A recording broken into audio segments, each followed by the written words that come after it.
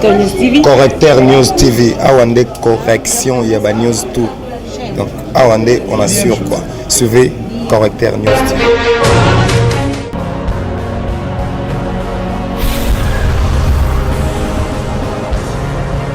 S'abonner massivement.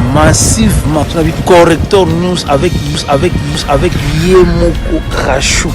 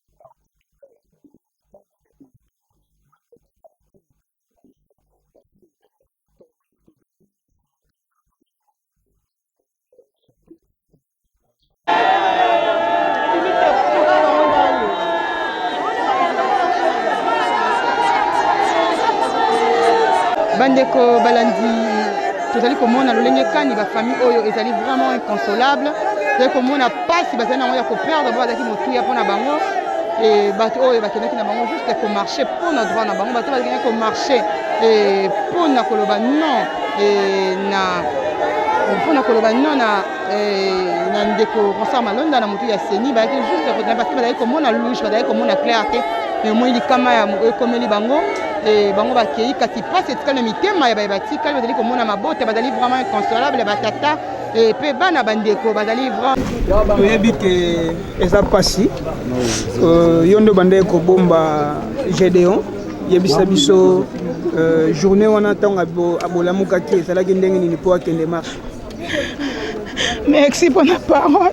Gédéon tozalaki na biso na ye bien alamuki na tongo pe bien pour amesani ka osukola na tongo ba 6 heures basi na basukola te Gédéon alamuki atoki pe mai bien asokoli alobi nanga makulutu na kei na pokwa nga bien na pokwa ya ebisa ko ke marche to ebisa ko ke wa atra male makulutu popo pa bango asaka na pe victoire azolaki musala kuna bando sala journal sikola ya kei na bazongisi ye babibo ya lobi vendredi ye pe azongi a changer na njela bakomi ka kobenga nga Gédéon akufi. Ekutaki yo wapi pesa la ndenge nini? Ekutaki nga ndako batindi mwana nga lobi te Gédéon nga akufi te Gédéon azali nalobi Gédéon akufi te Gédéon azali bazo insister ka kobenga tina suka bayo benga 19 Gédéon za moka bondeko na bandi konela nalobi na ndimite mulumbu Bonjour assistance na ndako ya bato ya parti politique na yeto pe ba autorité balekaka bayaka noyeba bakombo na bango te yaya mwana ngadi mweka mwa liloba na ba autorité bazolanda yo mpona ndenge boperdre mwana na bino liloba suki ezalaka batika biso te mwana na biso akufi mpona mboka batika biso te Gédéon akufi mpona Congo bakilani etangi mpona Congo mwana muke mwana 23 ans atiki ba moina akufi mpona mboka botika biso te bosunga biso po mwana biso toyebaki lobi na ngaka azala pe mutu kasi tala ndenge akufi penza jeune ke kaka boye botika biso te. Président Félix atika biso te kande nazoloba ye moko ayebi ndenge akosala mbe na olela atika biso te. James Mutombo mobilisateur ya Mwamba. James Mutombo mobilisateur ya Mwamba to monyo na Mwamba tebite boyine bimbe ba o batikaki bino batikaki bino uta na marche le 9 to limito yeba ezalaki ngana tozaki place moko muta komisi ebembe oyo na morgue awa nga Donc ezalaki pe na sendwe événement ya kufe na sendwe tia mwana mobali wana zwi o aliboso azwaki lacrymogène na likolo madame Karine ayaki wana bazolinga bakata elongi ya diabulu o abomi Congo pendant 20 ans. Madame Karine ayaki wana yende mutu aye kopesa ordre bamoni ke tozokanisa liwa ya Rossi tokanisi liwa ya Rossi na nde Karine asala biso mpona Rossi kaka Karine wana atikanga na défaut na liboko oyo nayebaka ezaka le 16 septembre ya 2016 atikanga awa nyonso ezaka eloko eza te mosuni ezalaka te awa eza mokuwa na mokuwa mosuni ezalaka te bomona kaka ye Karine wana tokutana ne lisu le 16 tokutani bato babi Karine yeyo abandi sikoyo kobeta babali réel babeti biso lacrymogène babeti bali réel na kati ya lacrymogène wana tema ye ngana tozali place moko akwei anazwi lisasi namoni nga bishwa eza te tokimisa tomema ye tomemi ye na rapide wa tokutani na kechi moko ezoleka kechi wana boyi kozwa biso bakombata batelemisi kechi nalobi soki nga mpe na kokufa mieke bembo ekoma bondeko na mata sikoyo te wana azorespire sikoyo tozoluka intervention ya moto oyo akoya asekondi biso na action tozalaki nango eza te talaka bazobeta lacrymogène bazobeta bapopulation mamwa bapusana eza te nalobi sho eza te lokola ka kechi oyo nde tokokena ye ebembo tobima sikoyo natindiki chauffeur na bi yaya ede biso aboyi natindiki ye na bikota bakoti tokangi tokoti ebembe nazokima bazolanda nga mpo bapolisier babota nakoma na bondeko soki ozwa témoignage lacrymogène ebetama awawa kaka mpo bazwa ebembe oyo nayaka otalake ngai nakomona ndenge Kongo ezobonga oyo eza première fois te ya kanyama na tendance bakombata bazwa masasi nga nazwa ngo te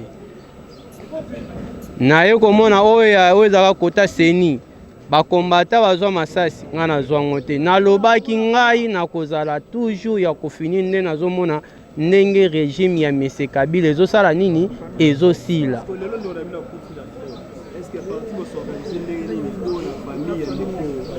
mais parti ndeko akufi mpona marche ya kotelemela bato ya mabe mpona parti bakozwa famille à 100% charge eza kombata ere abundaka toza na siluga na biso togangaka kombata jusqu'à la mort ndenge aza wana akokisaki mission na ye akufi nzambe mpe likolo oyo nyonso asalaki ya mabe nzambe alongoli yango mpona abundi mpona ngai na yo tozala bien.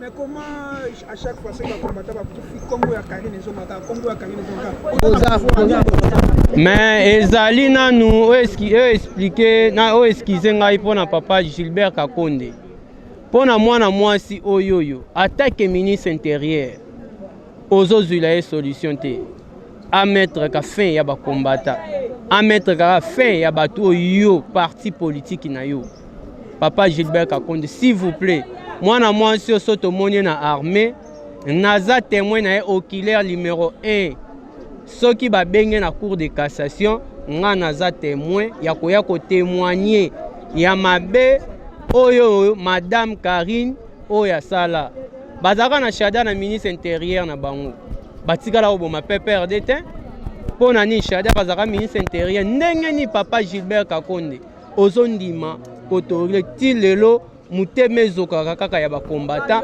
mpona madame Karine s'il vous plaît papa oza papa outi na ndako oyebi ndako no bien soki ekomi ya boye ekoriske madame Karine à mettre fin à vie na ye. Vraiment madame Karine m'a interpellé ma preuve eza en tout cas to c'est un état de droit oui to ça un problème là ndeko Karine ne bomoni en tout paiement otolela Karine Moutoualeli Sibiso. Pourquoi? Toi, on a parti au pouvoir. Attends, tu as parti au pouvoir, état de droit, ça. Marche et pexamité. Marche et pexamité. Mais comment? Olobi? Oui, Nazalaki, Ndeko Gédéon, à force de poguer, il y a eu des pèses. C'est tout à fait normal, on a peine à force de poguer, il y a eu des pèses. Tout ça, il marche selon le droit et le peuple. Au Togo Sala. Tokutana face à face na Karine, mais massacre au moins soit na Sala, to banda banana 2016. Atiki borofele, na 2016 nanu, atiki borofele belé, ba veve belé na kombo na ye.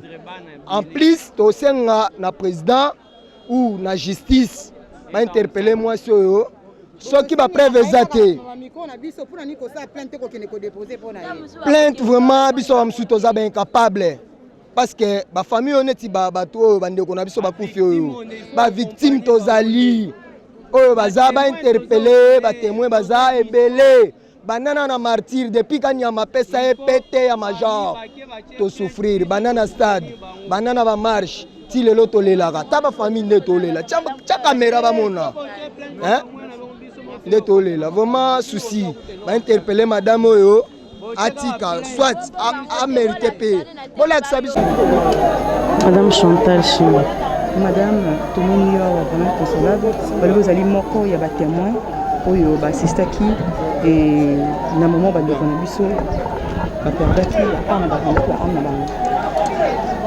Vraiment, je n'arrive même pas à m'exprimer. Je suis vraiment très émotionnée du fait que je suis venue pour participer à la dernière hommage de mes compatriotes. De même façon que moi aussi, les loyo nalingaki kozala lokola bango. Parce que naza moko na kati na bango o azwaki masasi na kingo. Ceux qui botalaki na ba réseaux sociaux, moi si oyo azalaki na masasi na kingo, c'est bel et bien moi. Donc je n'arrive même pas, je suis vraiment très émotionnée parce que nayebi que les longa pe nalingaki nazala lokola bango. Je n'arrive même pas à m'exprimer, vraiment, je m'excuse s'il vous plaît. Oui, je sais, explique un peu. Et les cas qui n'engagent pas, qui n'engagent pas, comment tu n'as point,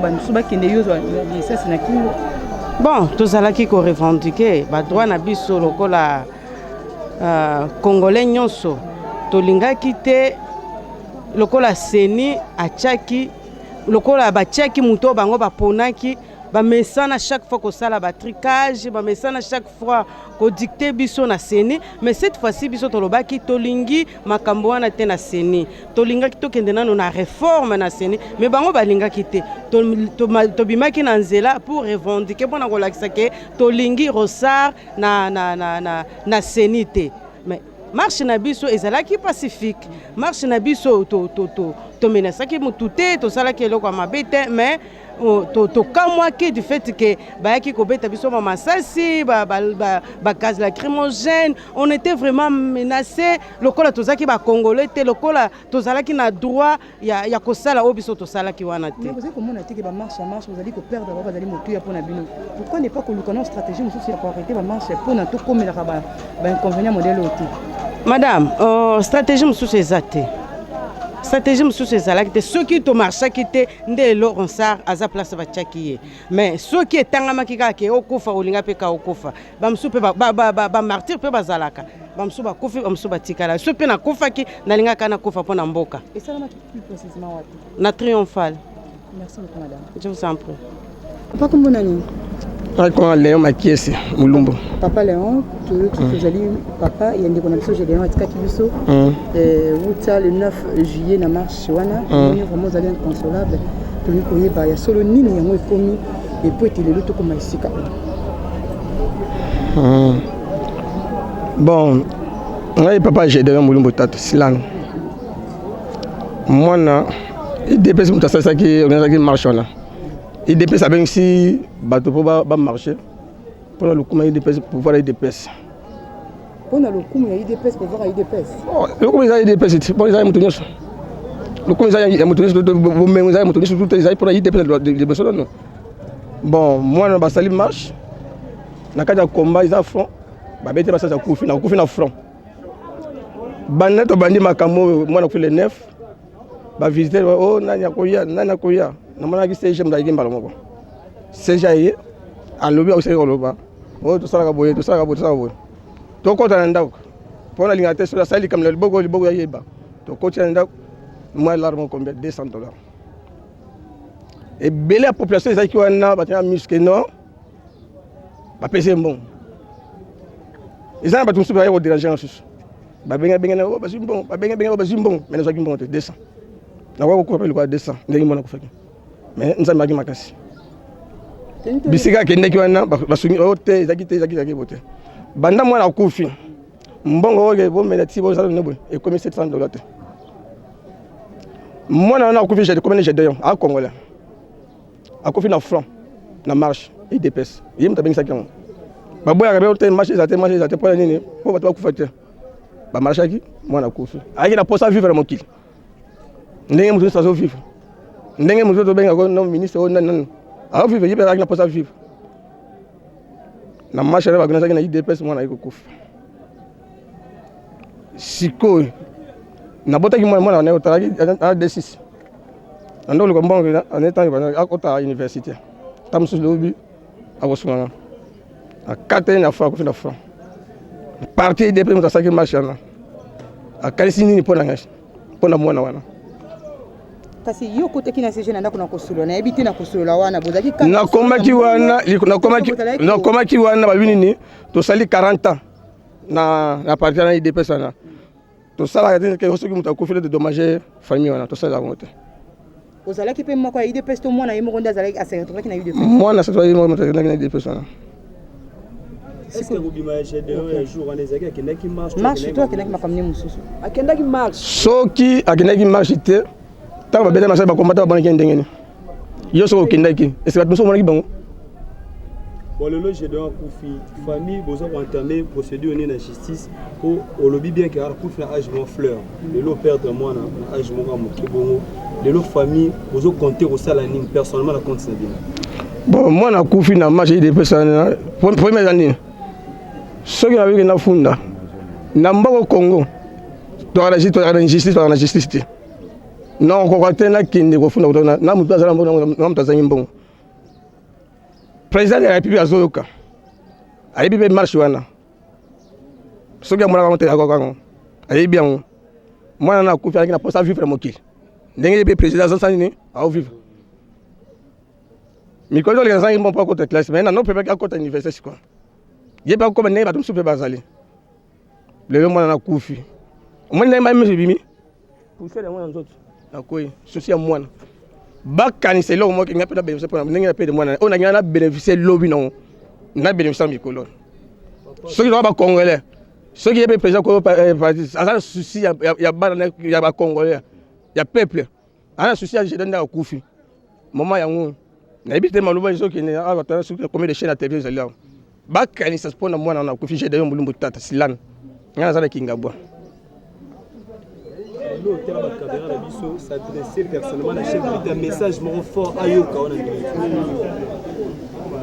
message na pèse la chef de l'État j'ai d'ailleurs à Koufi na marche IDPS ba benga oni ni à Koufi na front marche IDPS n'habite IDPS soki na Isaïe nani à Koufi na marche IDPS ezaki te ke no kamba mo babimi bote ba no sa ke marche ezali ba no sa ke marche ezali à Koufi chef de l'État ba soda baza yanga ite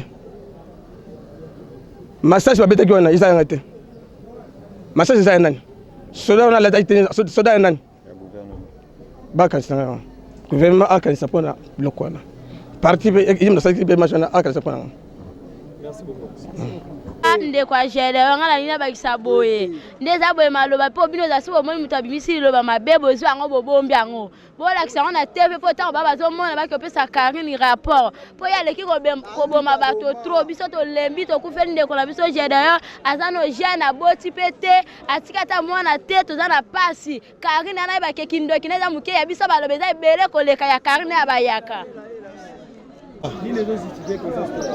présence na biso awa kaka ndenge tolobaki ke bitumana no esilité nous avons franchi la première étape ya kozwa imperium mais comme les ennemis du peuple n'ont pas encore quitté le sol congolais nous sommes en train encore de combattre.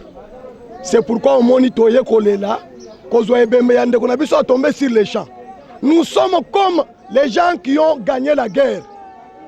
Mais nous sommes pendant la période de ratissage. Mais nos éléments continuent à tomber sur les champs de bataille. Toboïte, comme Toyebi na makonyo sur mokili, et si kanyon so changement de pouvoir et salamaka, ba oyo bazalaka na pouvoir bakimaka. Comme le cas avec Afdel, tant bakota ki na mboko oyo, ba mubutis bakima bakenda exil. Tant Kabila zui pouvoir, asala atana moto moko te wa asala na papa na ye. Edi kapene bangoyo bazaka na prison. Mais comme Tshisekedi aye na politique de réconciliation, bango va profiter yango ba moni loko la faiblesse peuple congolais na mission Nzambe azomo na ndenge bandeko bazo continuer ko tomber sur les champs. Mwana mboka bokolela trop mais boza parti au pouvoir. Ministère intérieur na mboko na bino petant ba combattant ba kokufa kaka komba moto moko Karim. Bon je vais te solution pour na. Non. Tolobaki boye pardon. Tolobaki boye. Nous sommes partis au pouvoir. Ce n'est pas le pouvoir pour le pouvoir. Nous sommes partis au pouvoir pour les intérêts du peuple congolais. Oyebi ke terrain o bazo mema biso yo. Eza kokufisa bato ebele. Mais biso tobundi bituma na biso ya non violence. Tolingi kokwesa makila te. Est-ce que ndeko tango ozotu na karino wana. Pourquoi bazo boya ordonnance au chef de l'état sali na ba militaire? Parce que bango bazana ba généraux, ba policiers, il y a PPRD, il y a FCC. Mais biso tozo bunda pour l'intérêt du peuple. Tozo na groupes armés. Quand Condé a outi na parti politique a na groupes armés. Mais bango quand même na FCC premier ministre intérieur a kozwa décision. Azana pouvoir ya kozwa décision. Azaki décision na zando malgré décision. Bureau na exika salaka. Tolobi boye. Na yebisi bino ke biso tozu pouvoir pour le pouvoir te. Boyo kangai. IDPS a une idéologie ya ko instaurer état de droit. État de droit eza nini? Moto nyonso aza na se mibeko. Moto aza likolo ya mibeko aza te. Yoka te nazokende. Nazokende.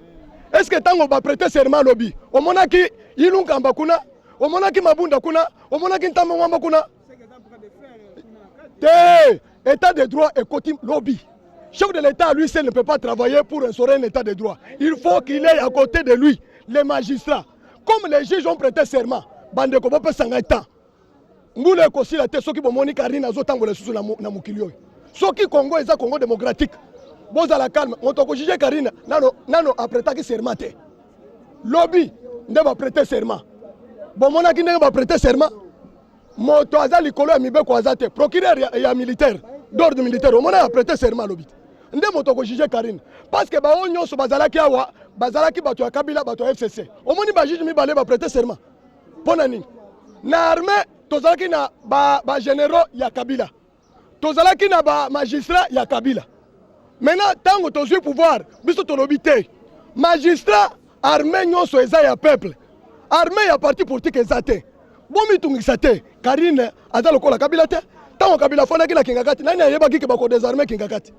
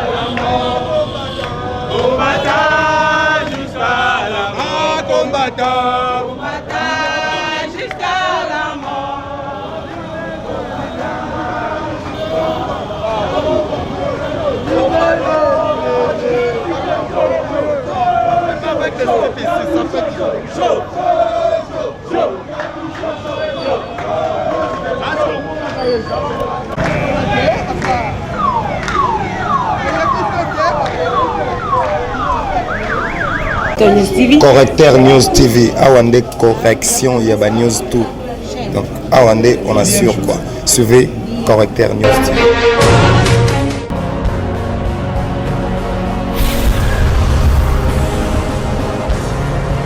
S'abonner massivement. Tu as vu Correcteur News avec Yemoko Rachou.